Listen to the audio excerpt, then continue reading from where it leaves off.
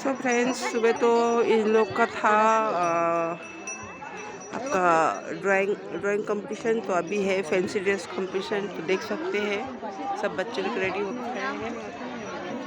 ये जो पंजाबी ड्रेस पहनी है वो है मेरी बेटी। और देखिए बहुत बच्चे लोग बहुत कुछ क्या आए हुए हैं। बहुत बच्चे लोग बहुत कुछ फैंसी ड्रेस किया है।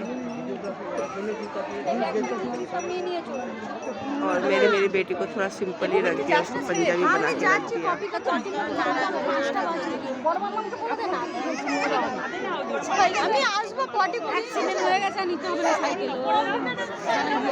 देखिए फ्रेंड्स, कैसा लग रहा है बच्चे लोग का आज का दिन। आप लोग कमेंट में और लाइक सब्सक्राइब जरूर कर दीजिएगा। मेरी बेटी थोड़ा नर्वस हो गया सबको देखकर।